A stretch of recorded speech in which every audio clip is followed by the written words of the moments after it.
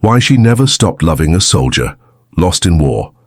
The first time Eleanor Whitmore saw Lieutenant James Sullivan, he was standing in the rain outside the Red Cross station in London, his uniform soaked through, staring at a crumpled telegram in his hands. It was October 1943, and the city bore the scars of 3 years of relentless bombing. Broken windows patched with cardboard, sandbags stacked like miniature fortresses, and the perpetual smell of smoke and wet concrete that had become as familiar as morning tea.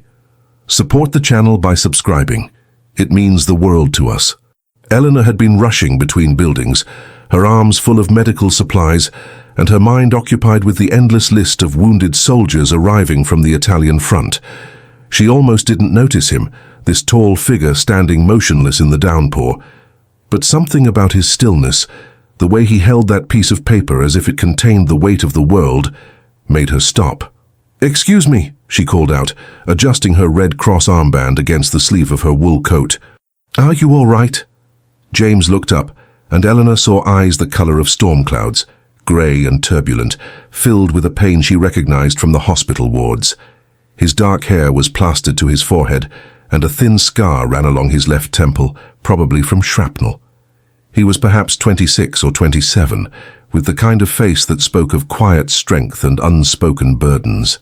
"I'm sorry," he said, his voice carrying a slight American accent that seemed out of place in the London drizzle. "I didn't realize I was blocking your way." "You're not blocking anything," Eleanor replied, stepping closer. "But you're going to catch pneumonia standing out here like this. When did you last eat something warm?" James glanced down at the telegram again, then carefully folded it and tucked it into his breast pocket. "Honestly, I can't remember." Without hesitation, Eleanor made a decision that would change both their lives. "There's a small cafe around the corner that still manages to serve decent soup, despite the rationing. Come on." The cafe was called Murphy's, a cramped little place with mismatched chairs and windows taped against bomb blasts. The proprietor, a stout Irish woman named Bridget, knew Eleanor well and didn't bat an eye when she arrived with a soaked American officer. They found a corner table, and Eleanor watched as James wrapped his hands around a steaming bowl of potato soup, the first color returning to his face since she'd found him.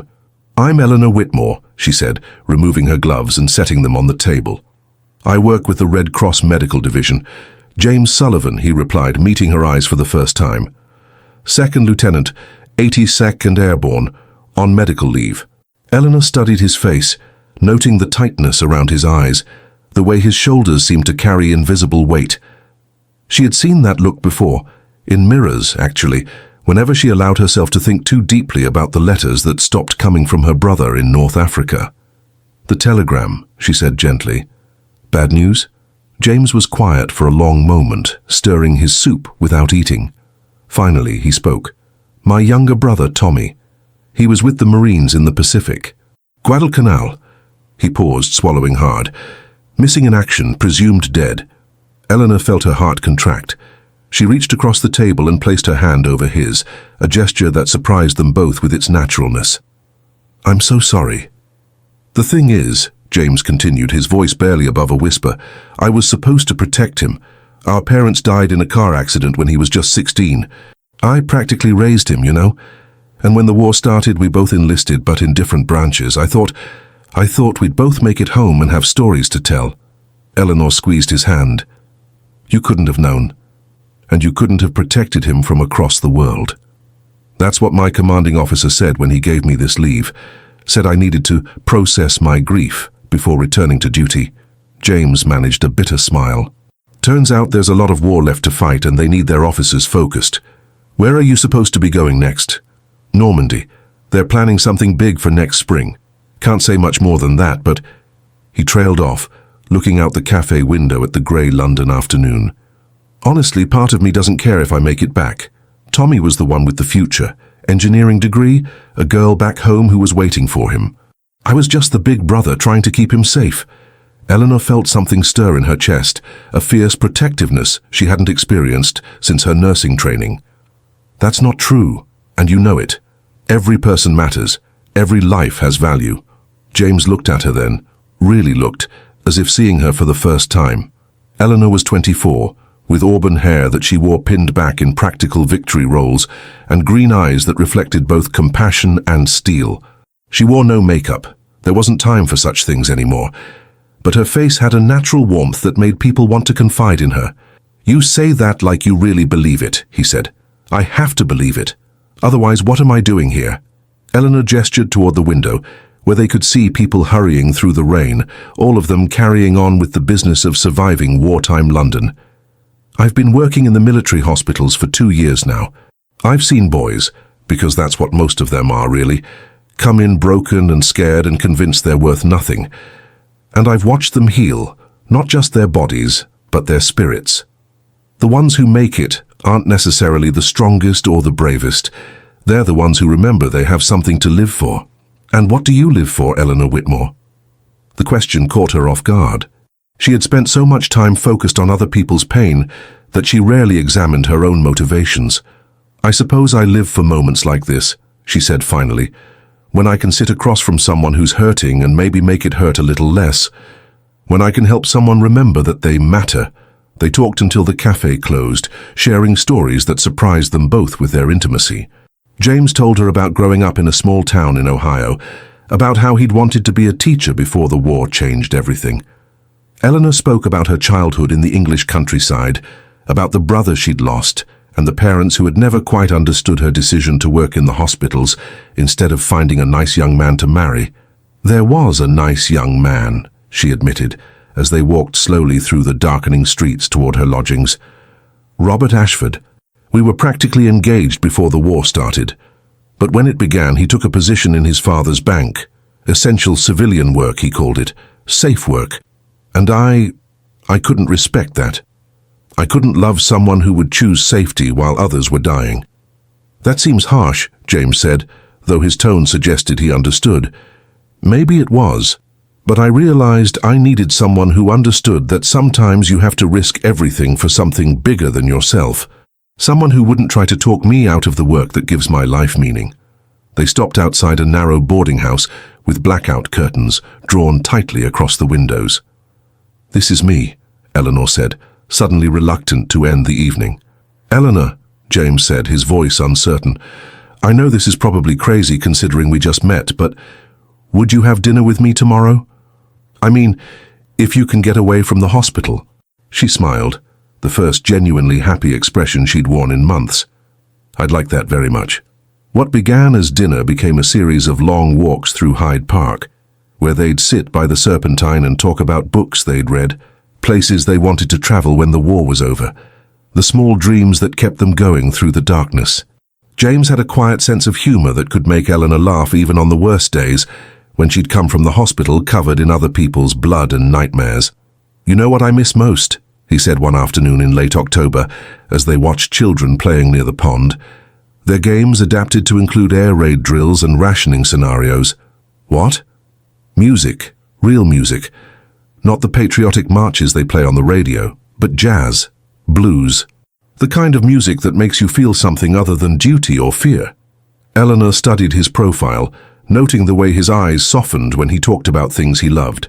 "There's a place I know," she said impulsively, "a club in Soho. They have musicians who play after their shifts at the munitions factories. It's not entirely legal, they're not supposed to gather in groups like that, but the police look the other way." That night, they found themselves in a smoky basement room lit by candles stuck in wine bottles, listening to a trumpet player who worked days building airplane engines, and nights making the kind of music that reminded everyone why they were fighting. James pulled Eleanor close as they swayed to a slow ballad, and she felt the solid warmth of him, the steady beat of his heart against her cheek. "I have to tell you something," he said, his voice low near her ear. Eleanor pulled back to look at him, seeing something serious in his expression. "My medical leave ends next week. I report back to base on November 8th. The words hit her like cold water, though she had known this moment would come. She had been careful not to let herself think too far into the future, but somehow she had begun to imagine that maybe, just maybe, they could have more time. "Where will they send you?" she asked, though she dreaded the answer. "I can't say exactly, but it'll be France eventually. The invasion everyone's talking about." He cupped her face in his hands, his thumbs brushing across her cheekbones.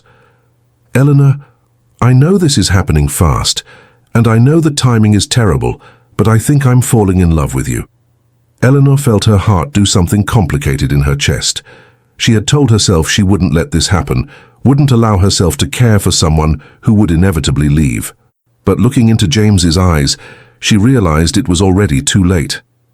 I think I'm falling in love with you too, she whispered, and that terrifies me. Why? Because loving someone in a war means accepting that every goodbye might be forever, and I don't know if I'm strong enough for that. James pulled her closer, and they danced without speaking, both aware that the music would end soon, that the night would end, that everything they were building together existed in borrowed time. Over the next week, they spent every possible moment together. Eleanor arranged her shifts so she could meet James for lunch, and he postponed his return to base by 2 days, claiming he needed additional medical clearance for an old injury. They visited Westminster Abbey, where they lit candles for Tommy and for Eleanor's brother David. They spent an afternoon at the British Museum, looking at artifacts that had survived centuries of human conflict, finding comfort in the idea that some things endured. On their last night together, James gave Eleanor a small package wrapped in brown paper. I don't have much to give you, he said, his voice uncertain, but I wanted you to have something. Inside was a silver locket, tarnished with age but beautifully crafted. It was my mother's, he explained. One of the few things I kept after the accident. I've been carrying it through the war, but I think she'd want you to have it. Eleanor opened the locket to find a tiny photograph of a woman with James's eyes and smile. I can't take this, she said. It's too precious. That's exactly why I want you to have it. If something happens to me, at least part of my family will be with someone who... He paused, searching for the right words. Someone who matters. Eleanor felt tears she had been holding back for days finally spill over. Nothing's going to happen to you. You're going to go to France, and you're going to help win this war, and then you're going to come back to London and find me. Promise me something, James said, taking her hands. Promise me you won't wait for me if waiting stops you from living. If you meet someone else, someone who can give you the life you deserve. Don't, Eleanor interrupted. Don't ask me to promise that. I couldn't keep that promise even if I wanted to. They made love that night in Eleanor's small room, with the sound of distant air raid sirens providing a haunting soundtrack to their desperate tenderness. They held each other until dawn, memorizing the feel of skin against skin, the sound of each other's breathing, the way the early morning light filtered through the blackout curtains. James left on a cold November morning, joining a convoy of military vehicles heading south toward the Channel. Eleanor stood on the platform at Victoria Station, wearing the locket he had given her, watching until his transport disappeared into the grey London haze. For the next 6 months, letters crossed the Atlantic like lifelines. James wrote about training exercises in southern England, about the camaraderie among his men, about the weight of preparing soldiers for an invasion that everyone knew would be costly. Eleanor wrote about her work in the hospitals, about the changing seasons in London, about the small victories that kept her going through the difficult days. Dearest Eleanor, read one letter dated March 15, 1944. I can't tell you where we are, but I can tell you that the countryside here reminds me of Ohio in springtime. Rolling hills covered in wildflowers, small villages where old women still hang their washing on lines, and children play in cottage gardens. It's hard to believe such beauty exists in the same world as this war. I think about you every morning when I wake up, and every night before I sleep. I carry your photograph next to my heart, right beside my mother's locket, and sometimes I catch myself talking to your picture as if you could hear me. The other men think I'm going crazy, but I don't care. Loving you keeps me sane. All my love, James. Eleanor treasured every word, reading his letters so many times that the paper became soft and worn. She wrote back religiously, sharing her days in careful detail, creating a bridge of words across the distance that separated them. Then in June 1944, the letters stopped. Eleanor knew about D-Day from the radio broadcasts and newspaper headlines, but she didn't know if James had been part of the massive invasion force that stormed the beaches of Normandy. She wrote letter after letter, sending them to his military address and hoping they would find him wherever he was. She haunted the Red Cross information centers, checking casualty lists and scanning the faces of wounded soldiers who were shipped back to London hospitals. For 3 months, she lived in a state of suspended animation, continuing her work, but feeling as if part of her soul had been frozen in time. She moved through her days mechanically, caring for patients with professional competence while privately battling a growing fear that threatened to consume her. Then, in September, a letter arrived not from James but from someone named Sergeant Mike Rodriguez. "Dear Miss Whitmore," it read, "Lieutenant Sullivan asked me to write to you if anything happened to him. I was his squad leader, and I want you to know that he talked about you constantly. He carried your picture and your letters everywhere, and reading them always made him smile, even during the worst times." On June 8th, 2 days after we landed at Omaha Beach, our unit was advancing toward a small French village when we came under heavy artillery fire. Lieutenant Sullivan was helping evacuate wounded men when a shell hit nearby. He was badly injured and taken to a field hospital, but I don't know what happened after that.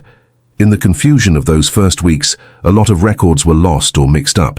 He might have been transferred to a hospital in England, or he might still be in France. The army has listed him as missing in action. I know this isn't the news you wanted to hear, but I thought you should know that James Sullivan was one of the bravest men I ever served with, and he loved you very much. I'm sorry I can't tell you more. Respectfully yours, Sergeant Mike Rodriguez. Eleanor read the letter 3 times before its full meaning sank in. Missing in action.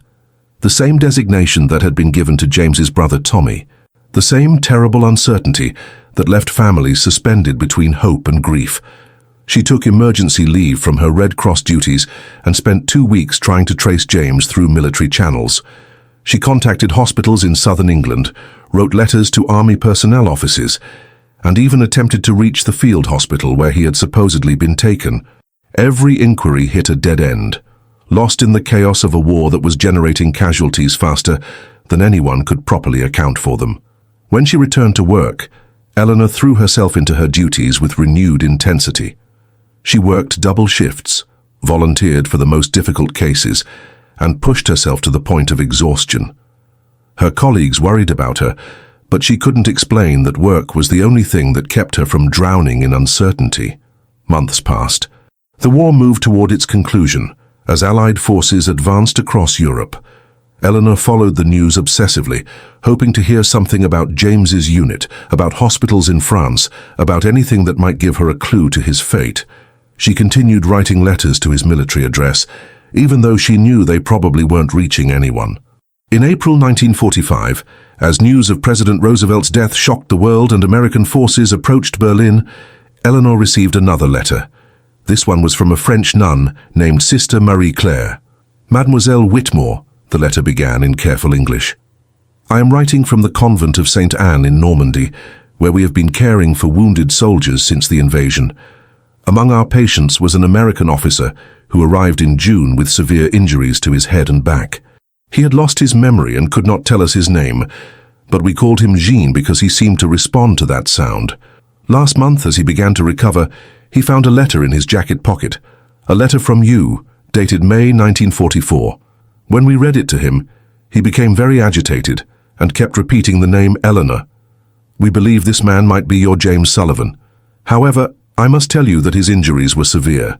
He has difficulty speaking and cannot remember much about his life before coming to us. We have contacted the American military authorities, but with the war ending, it may be weeks or months before he can be properly identified and return to his unit. If you can come to France, we would welcome you. Perhaps seeing you would help restore his memory. We are located in the village of Sainte-Marie-du-Mont, about 20 kilometers from the invasion beaches. With prayers for your reunion, Sister Marie-Claire." Eleanor stared at the letter until the words blurred through her tears. James was alive, injured, confused, but alive. She immediately requested extended leave from her Red Cross position and began making arrangements to travel to France. It took 2 weeks to secure the necessary permits and transportation, 2 weeks during which she alternated between wild hope and terrible fear about what she might find. The journey to Normandy in May 1945 took her through a landscape still scarred by war. She traveled by ship to Le Havre, then by military transport, through towns that showed the devastating effects of the battles that had raged there nearly a year earlier. Bombed-out buildings stood like broken teeth against the sky, and the countryside was pocked with shell craters that had been transformed into small, unwilling ponds. The convent of St. Anne sat on a hill overlooking the English Channel, its ancient stone walls somehow having survived the bombardments that had damaged so much of the surrounding area.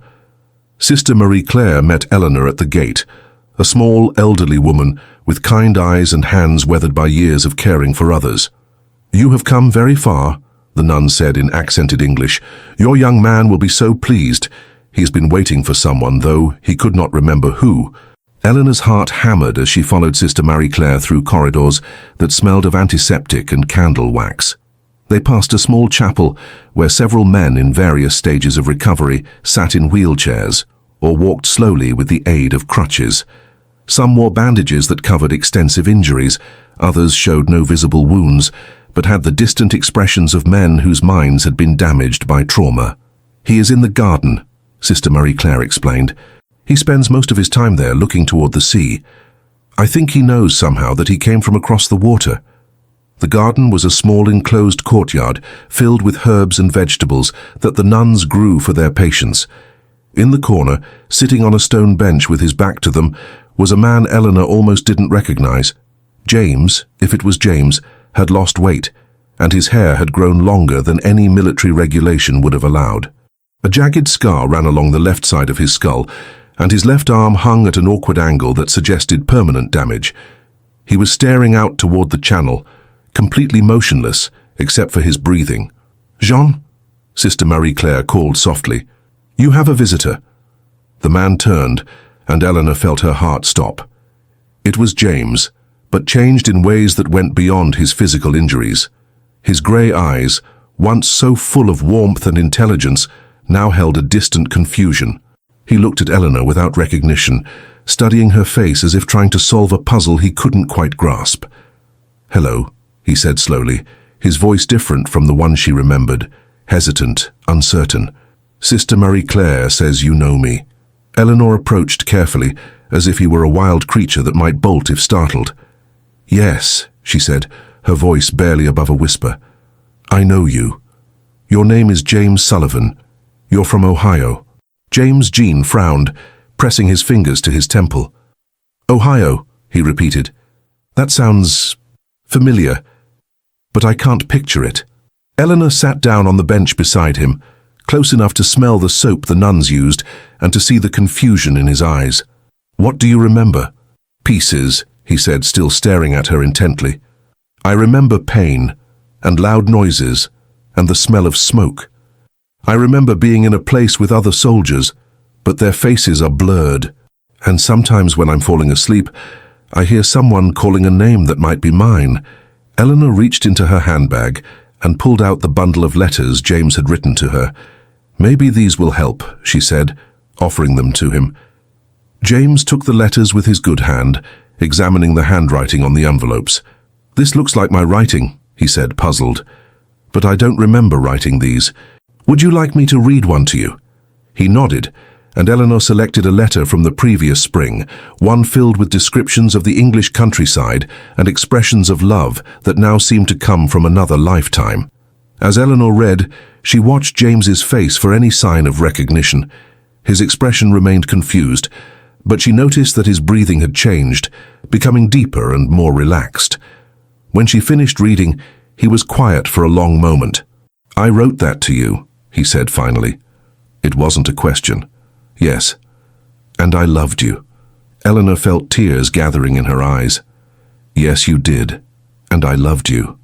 I still do." James looked down at his damaged arm, then back at Eleanor. "But I don't remember loving you. I don't remember anything about who I was before I woke up here. How can you love someone who doesn't remember loving you back?" The question hit Eleanor like a physical blow, but she had been preparing herself for this possibility during the long journey to France. "Because love isn't just about memory," she said. "It's about choosing to care for someone even when it's difficult, even when they can't give you what you need in return." Over the next several days, Eleanor stayed at a small inn in the village and spent her time at the convent, slowly trying to help James piece together fragments of his past. They walked in the garden, sat by the chapel, and talked about everything and nothing.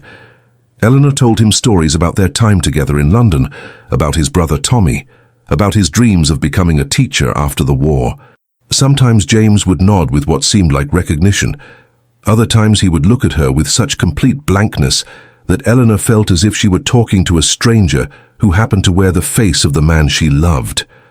"The doctors in London might be able to help you," she suggested one afternoon as they watched the sun set over the channel. "There are specialists who work with head injuries, with memory problems." James was quiet for a long time. Finally he said, "What if my memory never comes back? What if I'm never the person you fell in love with?" Eleanor had been asking herself the same question, and she had finally arrived at an answer that surprised her with its certainty. "Then I'll fall in love with the person you are now. Even if I can't remember our past together, even then. We can create new memories, new reasons to love each other." James turned to look at her, and for a moment Eleanor thought she saw a flicker of the man she had known in London. "You would do that? Start over with someone who might never be able to give you back the love you're giving him?" "Love isn't a transaction, James. It's not about getting equal returns on your investment. It's about caring for someone so deeply that their happiness becomes more important than your own." That night, as Eleanor prepared to return to her inn, James caught her hand with his good one. "Eleanor," he said, and something in the way he said her name made her heart skip. "I may not remember loving you, but I think I could learn to love you again. If you're patient with me." Eleanor smiled through her tears. "I have all the time in the world." The next morning brought news that would change everything. Sister Marie Claire found them in the garden, her face grave with the weight of unwelcome information. "Mademoiselle Whitmore," she said, "I have received word from the American military authorities. They are sending transport for Lieutenant Sullivan tomorrow. He is to be returned to England for further medical evaluation, and then to the United States for discharge." Eleanor felt the ground shift beneath her feet. She had known this moment would come, but she had hoped for more time, more opportunity to help James recover his memory. "Can I go with him?" she asked. Sister Marie Claire shook her head sadly. "I am sorry, but the transport is military only, and your papers, they are for travel in France only, not for return to England." Eleanor spent that last day memorizing every detail of James's face, trying to absorb enough of his presence to last through whatever separation lay ahead. They barely spoke, both aware that words were inadequate for what they were facing. As evening approached, Eleanor gave James the locket he had given her in London, his mother's locket, which she had worn every day since he'd left for France. "I want you to have this back," she said. "Maybe it will help you remember." James opened the locket and stared at the tiny photograph of his mother. For a long moment, Eleanor thought she saw something shift in his expression, a shadow of recognition crossing his features. "She had kind eyes," he said softly. "Like yours." "James," Eleanor said, taking his face in her hands, "I need you to promise me something. Promise me you won't give up on remembering. Promise me you'll keep trying to find your way back to yourself." "I promise," he said. "And, Eleanor, even if I never remember loving you before, I want you to know that I'm grateful you found me. For the first time since I woke up here, I feel like I might have a reason to get better." The military transport arrived at dawn, a convoy of trucks that would take James and several other recovering soldiers back to England. Eleanor stood in the convent courtyard, watching as nuns and medical personnel helped load patients who were still too weak to walk on their own.